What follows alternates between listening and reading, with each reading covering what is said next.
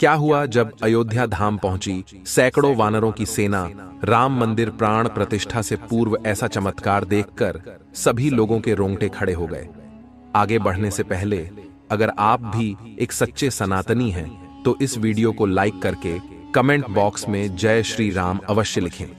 भारत के इतिहास में 22 जनवरी 2024 का दिन सुनहरे अक्षरों में दर्ज किया जाएगा। ये पल सभी के लिए बहुत ही खास और ऐतिहासिक होने वाला है। सभी राम भक्त इस ऐतिहासिक पल के साक्षी बनेंगे। बता दें, श्री राम जन्मभूमि अयोध्या में 70 एकड़ भूमि पर बने भव्य राम मंदिर में रामलला की मूर्ति की प्राण प्रतिष्ठा 22 जनवरी 2024 को होनी है। इस तारीख का सभी को बेसब्री से इंतजार है। लगातार भक्तों में मंदिर के उद्घाटन की उत्सुकता बढ़ती जा रही है।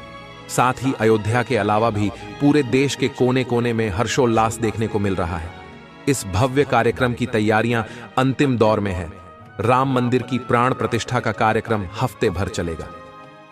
प्रभु श्री राम ने रामेश्वरम से श्रीलंका तक जाने के लिए राम सेतु का निर्माण किया था। तब उस राम सेतु को बनाने के लिए वानर सेना ने महत्वपूर्ण भूमिका निभाई थी। ऐसा भी कह सकते हैं, बिना वानर सेना के राम सेतु बनना असंभव था। साथ ही साथ अन्य कई पशु पक्षियों ने भी राम सेतु बनाने में अपना अनमोल योगदान दिया था, जिसमें कई गिलहरियां, भालू व गिद्ध पक्षी भी शामिल थे। यानी कि सभी की मेहनत का परिणाम हमें एक मजबूत राम सेतु के तौर पर देखने को मिलता है। इसके बाद प्रभु श्री राम ने रावण का वध किया और पुनः अयोध्या लौटे। तब धूमधाम से दीपावली का पर्व मनाया गया।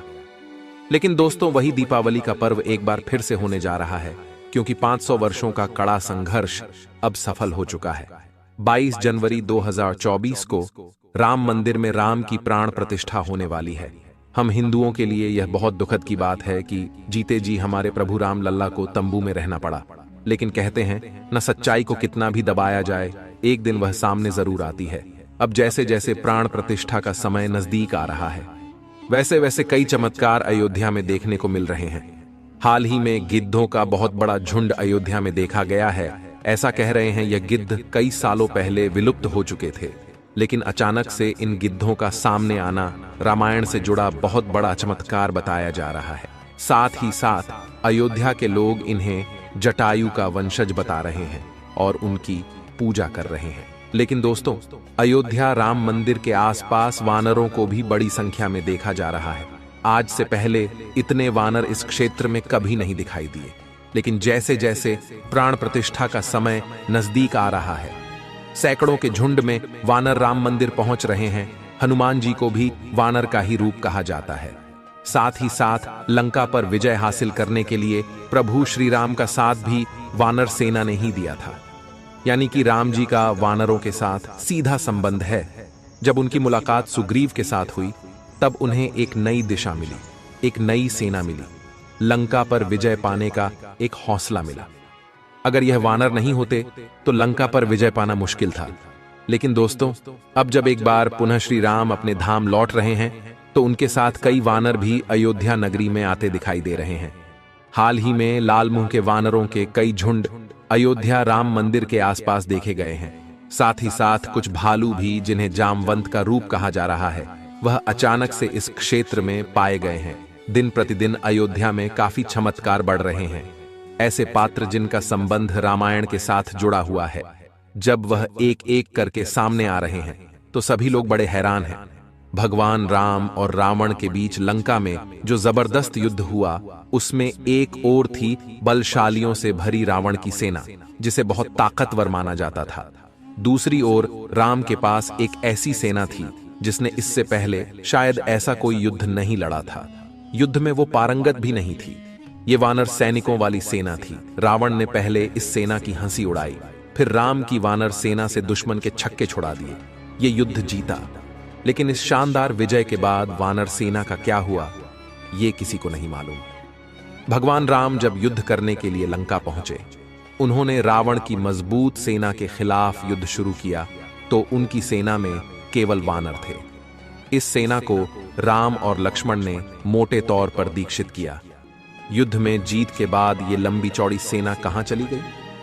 वाल्मीकि रामायण के अनुसार श्री राम रावण युद्ध में वानर सेना की महत्वपूर्ण भूमिका थी। सवाल यह है कि जब श्री राम ने युद्ध जीत लिया, वह इसके बाद अयोध्या आ गए, तो वानर सेना का क्या हुआ? इस वानर सेना का नेतृत्व करने वाले उस समय के महान योद्धा सुग्रीव और अंगद का क्या हुआ? वीडियो को अंत तक देखते रहिए। आगे बड़े रहस्य से पर्दा उठने वाला है कि आखिर राम रावण के युद्ध के बाद वानर सेना का क्या हुआ। आज जो अयोध्या में वानर सेना दिखाई दे रही है, क्या इनका संबंध रामायण के साथ जुड़ा हुआ है? लेकिन पहले जान लेते हैं राम मंदिर का महत्वपूर्ण इतिहास। पौराणिक मान्यताओं के अनुसार उज्जैनी के राजा विक्रमादित्य जब यहां आखेट करने आए तो उन्हें उजादह भूमि पर कुछ चमत्कार दिखाई देने लगे। खोज की तो पता चला कि ये श्री राम की अवध भूमि है। इसके बाद उन्होंने यहां श्री राम के भव्य मंदिर का निर्माण कराया, जिसमें काले रंग के कसौटी पत्थर वाले 84 स्तंभ थे। समय समय पर यहां राजाओं मंदिर की देखभाल की, लेकिन 14वीं शताब्दी में जब भारत में मुगलों का शासन हुआ तो श्री राम जन्मभूमि को नष्ट कर वहां बाबरी मस्जिद बना दी गई। 1525 में राम जन्मभूमि मंदिर को बाबर के सेनापति मीर बांकी ने ध्वस्त करवाया था। बाबरी मस्जिद की 3 गुंबद थी, जिसके बाहरी हिस्से में एक चबूतरे में श्री राम के बाल स्वरूप की पूजा होती थी। इसे राम चबूतरा कहते थे। लेकिन 1939 में बाबरी मस्जिद के मुख्य गुंबद के ठीक नीचे वही मूर्ति निकली जो सदियों से राम चबूतरे पर विराजमान थी।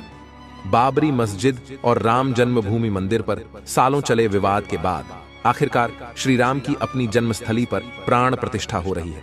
राम मंदिर के लिए कुल 37 एकड़ जमीन है, जिसे 2 एकड़ में मंदिर बन रहा है। पहले मंदिर के मुख्य शिखर की ऊंचाई 128 फीट थी, अब यह 161 फीट होगी। 3 की जगह 5 गुंबद और एक मुख्य शिखर होगा, जिसकी प्राण प्रतिष्ठा 22 जनवरी 2024 को होने वाली है। आइए अब जानते हैं आखिर रामायण के युद्ध के बाद वानर सेना का क्या हुआ। रामायण के उत्तरकांड में उल्लेख है कि जब लंका से सुग्रीव लौटे तो उन्हें भगवान श्री राम ने किष्किंधा का राजा बनाया। बाली के पुत्र अंगद को युवराज। इन दोनों ने मिलकर वहां कई सालों तक राज किया। श्री राम रावण युद्ध में योगदान देने वाली वानर सेना सुग्रीव के साथ ही वर्षों तक रही, लेकिन इसके बाद उसने शायद की कोई बड़ी लड़ाई लड़ी। हालांकि इस वानर सेना में अहम पदों पर रहे सभी लोग किष्किंधा में अहम जिम्मेदारियों में जरूर रहे। वानर सेना में महत्वपूर्ण योगदान देने वाले नल नील कई वर्षों तक सुग्रीव के राज्य में मंत्री पद पर सुशोभित रहे, तो युवराज अंगद और सुग्रीव ने मिलकर किष्किंधा के राज्य को और बढ़ाया। गौरतलब है कि किष्किंधा आज भी है। किष्किंधा कर्नाटक में तुंगभद्रा नदी के किनारे है। ये बेल्लारी जिले में आता है, जबकि विश्व प्रसिद्ध हम्पी के बिल्कुल पास में है। इसके आसपास प्राकृतिक खूबसूरती बिखरी हुई है। किष्किंधा के आसपास आज भी ऐसे कई गुफाएं हैं और जगह हैं जहां राम और लक्ष्मण रुके थे। वहीं किष्किंधा में वो गुफाएं भी हैं जहां वानर साम्राज्य था। इन गुफाओं में अंदर रहने की खूब जगह है। जब ये पक्का हो गया कि सीता को रावण ने कैद करके लंका में रखा हुआ है, तो श्री राम ने हनुमान और सुग्रीव की मदद से वानर सेना का गठन किया। लंका की ओर चल पड़े। तमिलनाडु की एक लंबी तटरेखा है जो लगभग 1000 किमी तक विस्तारित है। वानर सेना में वानरों के अलग अलग झुंड थे। हर झुंड का एक सेनापति था, जिसे यूथपति कहा जाता था। यूथ अर्थात झुंड। लंका पर चढ़ाई के लिए सुग्रीव ने ही वानर तथा रक्ष सेना का प्रबंध किया। बताया जाता है कि यह वानर सेना जुटाई गई थी। यह संख्या में करीब 1 लाख के आसपास थी। माना जाता है कि लंका विजय के बाद ये विशाल वानर सेना फिर अपने अपने राज्यों के अधीन हो गई, क्योंकि अयोध्या की राजसभा में राम ने राज्याभिषेक के बाद लंका और किष्किंधा आदि राज्यों को अयोध्या के अधीन करने के प्रस्ताव को ठुकरा दिया था। ये वानर सेना राम के राज्याभिषेक में अयोध्या भी आई, फिर वापस लौट गई। लेकिन अब जब पुनः राम लल्ला के राज्याभिषेक के बारी आ चुकी है, तो पुनः यह विशाल वानर सी अयोध्या आ गई है। यह इतिहास पुनः दोहरा रहा, जिसका सीधा मतलब यही निकलता है कि प्रभु श्री राम के राज्याभिषेक में यह वानर सेना भी मौजूद रहेगी, जिसका संबंध आज से नहीं बल्कि रामायण से है। और जैसे ही प्राण प्रतिष्ठा का कार्यक्रम संपूर्ण होगा, वैसे यह वानर सेना भी अपने अपने राज्य यानी अपने इलाकों में चली जाएगी। यह प्रभु श्री राम का बहुत बड़ा चमत्कार है। श्री राम जन्मभूमि पर बने भव्य मंदिर में अब प्राण प्रतिष्ठा महोत्सव की तैयारियां हो रही हैं। प्रधानमंत्री मोदी के प्रधान सचिव रहे नृपेंद्र मिश्रा ने बताया कि मंदिर के गर्भगृह में 22 जनवरी को प्राण प्रतिष्ठा हो जाएगी। गर्भगृह में 2 मूर्तियां होंगी। एक मूर्ति में श्री राम 5 साल के बालक के तौर पर दर्शन देंगे। बाल्यावस्था वाली मूर्ति की ऊंचाई 51 इंच होगी। दूसरी मूर्ति में रामलल्ला वर्तमान स्वरूप में नजर आएंगे। अभी जो मूर्ति राम मंदिर में है वही रामलल्ला विराजमान के तौर पर सुप्रीम कोर्ट में पक्षकार थे। हर साल जब रामनवमी के दिन दोपहर 12 बजे श्री राम की मूर्ति पर सूरज की किरणें चमक बिखेरेंगी। इसके लिए भवन निर्माण शैली में खास व्यवस्था की गई है।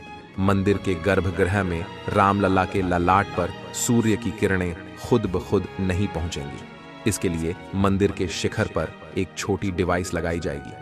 इस डिवाइस के लिए central building research institute Roorkee और पुणे के एक एस्ट्रोनॉमिकल संस्थान ने मिलकर कंप्यूटराइज्ड प्रोग्रामिंग की है।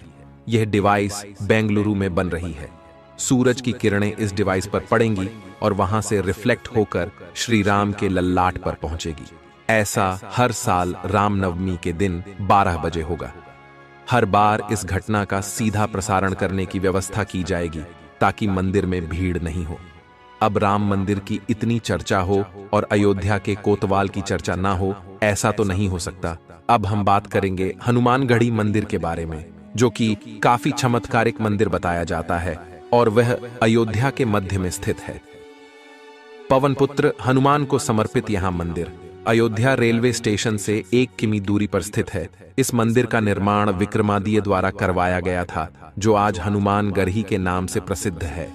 ऐसी मान्यता है कि पवन पुत्र हनुमान यहां रहते हुए कोतवाल के रूप में अयोध्या की रक्षा करते हैं। मंदिर के प्रांगण में माता अंजनी के गोद में बैठे बाल हनुमान को दर्शाया गया है। अयोध्या के मध्य में स्थित 36 सीढ़ियां हनुमानगढ़ी तक जाती है, जो उत्तर भारत में हनुमान जी के सबसे लोकप्रिय मंदिर परिसरों में से एक है।